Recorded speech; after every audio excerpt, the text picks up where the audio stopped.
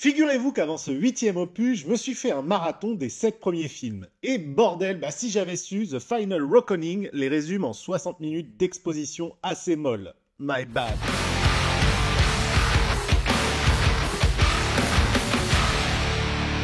Ethan Hunt est donc de retour, une dernière fois, peut-être. Face à lui, une intelligence artificielle incontrôlable, capable de tout manipuler, de tout prévoir, sauf un scénario crédible. Alors que tout le monde est à nouveau au bord du gouffre, Ethan Hunt et son équipe se lancent dans une course-poursuite contre la montre pour empêcher l'effondrement total. Sur le papier, ça claque. À l'écran, disons qu'on est plus proche du diaporama souvenir que de la claque d'adieu. J'ai voulu faire les choses bien, me replonger dans toute la saga. J'ai vu les 7 premiers films ce mois dernier, les cascades, les trahisons, les masques, tout. Et pourquoi ? Eh bien pour qu'on me recrache à la figure pendant 1 heure à coups de flashbacks, de répliques réchauffées et de dialogues qui m'expliquent encore une fois ce que je viens de voir. Et tout ça pourquoi ? Eh bien pour qu'on me recrache durant cette première heure de film absolument tout ce que j'avais déjà vu dans les 7 premiers, avec des bases de flashbacks, de répliques réchauffées et de dialogues qui m'expliquent encore une fois ce que je viens de voir. Le problème, c'est pas seulement que le film se rabâche, non, c'est qu'il est fait sans inspiration, sans tension, sans saveur. Et malgré 2 scènes d'action monstrueuses, on va y revenir, The Final Reckoning ressemble plus à une bande démo de Tom Cruise qu'à une vraie conclusion. Alors, c'est vraiment la fin ? Vraiment ? On en parle maintenant. Tout ça ne peut pas être vrai. Et pourtant... L'infiltration de la chambre forte de la CIA. Je comprends bien ce que je suis en train de lire.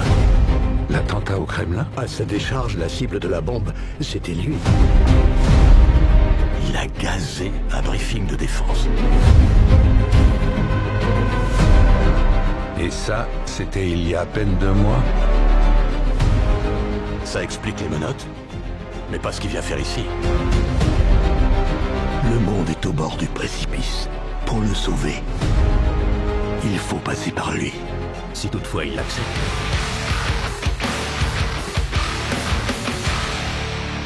Depuis le 5e épisode, c'est Christopher McQuarrie qui tient fermement la barre de la franchise Mission Impossible. Un duo quasi symbiotique avec Tom Cruise capable de repousser les limites de l'action réelle au nom du cinéma à l'ancienne. Avec Fallout, il avait atteint un sommet, mais depuis, la machine grince. Effectivement, Dead Reckoning Part 1, épaté d'un mauvais timing, avait été écrasé par les 2 mastodontes estivaux, Barbie et Oppenheimer. Résultat, un flop relatif qui avait contraint Paramount à abandonner l'ère du diptyque, rebaptisant ce 8e volet The Final Reckoning pour faire oublier l'échec précédent. Le marketing a tenté de nous vendre ce film comme une potentielle conclusion, voire l'ultime mission d'Ethan Hunt. Le ton de la promo était crépusculaire, la musique dramatique et les dernières fois flottait dans l'air. Pourtant, à l'écran, rien n'est vraiment clair. Pas de vraie fin, pas d'adieu, juste des allusions floues et des flashbacks recyclés. Le film hésite entre bilan nostalgique, teaser de suite et hommage grandiloquent au grand Tom Cruise lui-même, qui semble ici incarner non plus un personnage, mais un monument du cinéma en train de s'admirer en pleine action. Bref, le décor était planté pour un final explosif, mais quand on annonce un feu d'artifice et qu'on se retrouve avec un pétard mouillé, forcément, ça fait yesh. Même les gens raisonnables sont au bord de la panique. C'est quoi, au juste, votre plan ?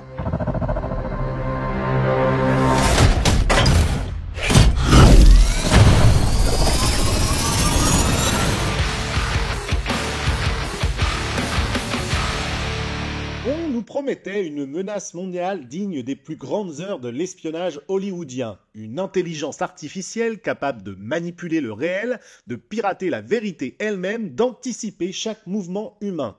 De quoi frissonner, non ? Et pourtant, jamais cette fameuse entité ne devient une vraie présence tangible. Pas de réelle démonstration de pouvoir, pas d'impact fort sur le monde, on nous en parle, on nous l'explique encore et encore, mais on ne le ressent jamais vraiment. En tout cas, pas comme dans la première partie du film, le 7e épisode. Ce n'est pas une menace qu'on affronte, non, c'est un concept flou projeté sur PowerPoint si on veut. Pire, le film oublie même de saisir son sujet, alors que le monde entier débat aujourd'hui des dérives de l'IA. The Final Reckoning en fait une espèce de scénario, une toile de fond générique, sans réflexion ni ancrage réel. Une IA toute puissante, ok, mais pourquoi faire ? À part aligner des lignes de dialogue pseudo-profondes sur le destin et sur les choix, ça marche pas. Même un vieux James Bond à l'ère Brosnan abordait la peur technologique de façon plus convaincante. Et pendant ce temps, on a ce cher Ethan Hunt qui devient un personnage de plus en plus abstrait. Ce n'est plus un espion, et d'ailleurs c'est plus un film d'espionnage, et c'est bien dommage. Ce n'est plus un homme non plus, c'est une sorte d'icône. Un logo, un dieu de l'action immortel que même le montage semble vénérer. Chaque scène ou presque est là pour souligner à quel point il est parfait, héroïque, sacrificiel, légendaire. Sauf que cette vénération tourne vite au vide. Effectivement, on n'apprend rien de nouveau sur lui, on ne le fait pas douter, évoluer ou flancher. Il n'y a vraiment aucun arc, aucun enjeu personnel, juste un Tom Cruise qui regarde sa propre légende se construire à coups de ralentis dramatiques. Et autour de lui, c'est un peu le désert malheureusement. Les personnages secondaires, autrefois moteurs de la saga, comme Benji, Luther, la regrettée Ilsa, jouée par la magnifique Rebecca Ferguson, eh bien ils sont ici réduits à des silhouettes. Leur relation avec Ethan, aucune évolution. Leur rôle dans l'intrigue, accessoire. Certains sont même totalement sous-utilisés, voire effacés, comme si le film savait plus quoi faire de ses propres personnages, qui sont d'ailleurs trop nombreux. À l'exception notable du commandant du sous-marin interprété par Tramell Tillman, qui lui, au moins, impose un peu de gravité. Il y a quelques scènes seulement, mais il dégage un charisme solide, sobre, crédible. Un des seuls à vraiment exister dans ce grand cirque, à mon sens. Pendant plus d'une heure, donc, le film enchaîne les scènes d'exposition, littéralement. On passe de salle de briefing en salle de contrôle, d'explication en réexplication, comme si le film ne faisait pas confiance aux spectateurs pour comprendre les moindres enjeux. Et même quand on a vu les 7 films précédents, on nous rabâche tout, avec en prime, cerise sur le gâteau, une voix off qui résume encore ce qu'on vient d'entendre. À ce stade, on n'est plus dans un thriller d'espionnage, mais dans une espèce de podcast explicatif illustré. Heureusement, et c'est là que le film retrouve un peu de souffle, et nous avec d'ailleurs, 2 scènes d'action viennent réveiller tout ça.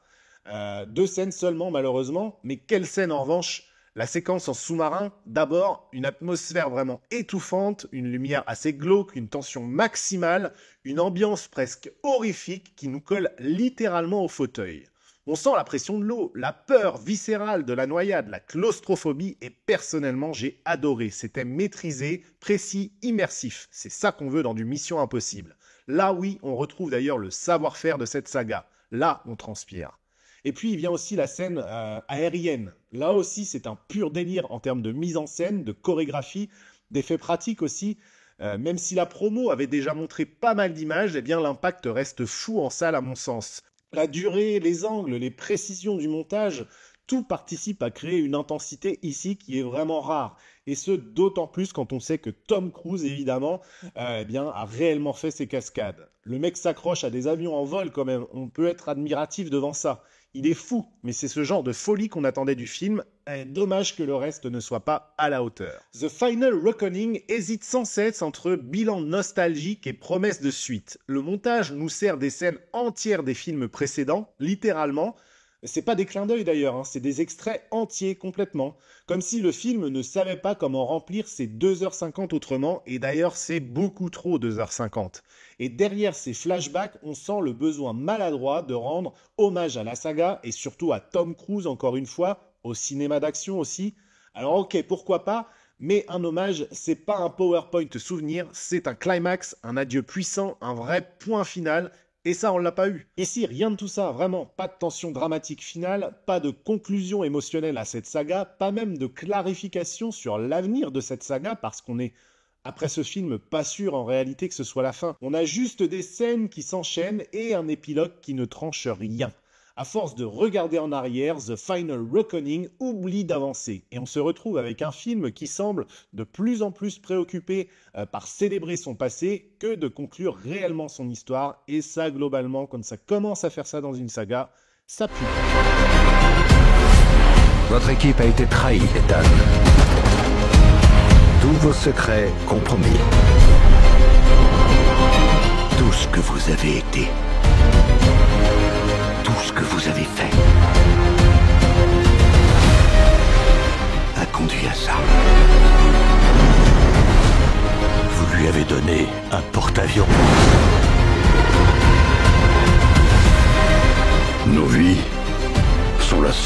choix. C'est ta raison d'être. Ta destinée. Je n'ai pas de regrets. Tu ne devrais pas en avoir.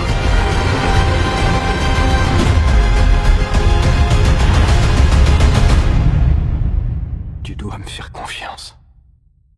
Une toute dernière fois.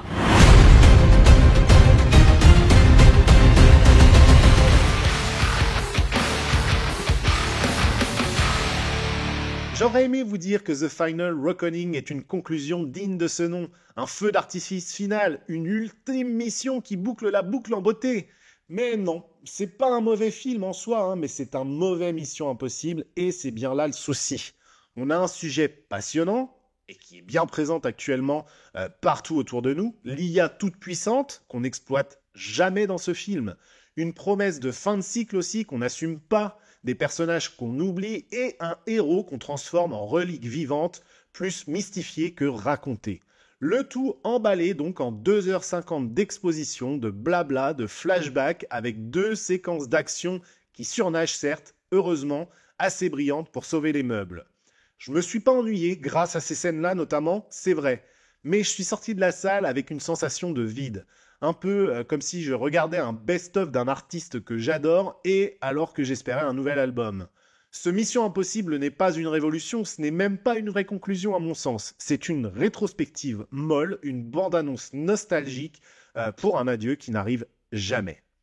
Alors si c'est vraiment le dernier, merde, fait chier quoi, c'est triste d'en finir comme ça.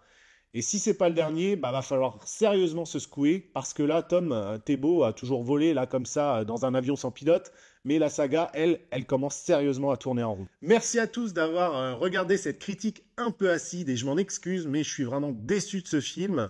En tout cas, si vous avez vu justement le film, dites-moi en commentaire ce que vous en avez pensé, je réponds toujours aux commentaires, donc allez-y, n'hésitez pas, et surtout, est-ce que vous croyez que c'est vraiment la fin de cette franchise? Dites-le moi justement. Et puis bien sûr, si ce n'est pas déjà fait, abonnez-vous, ça m'aide beaucoup. Le petit like aussi sur la vidéo et activez la cloche évidemment pour ne rien rater aux prochaines critiques.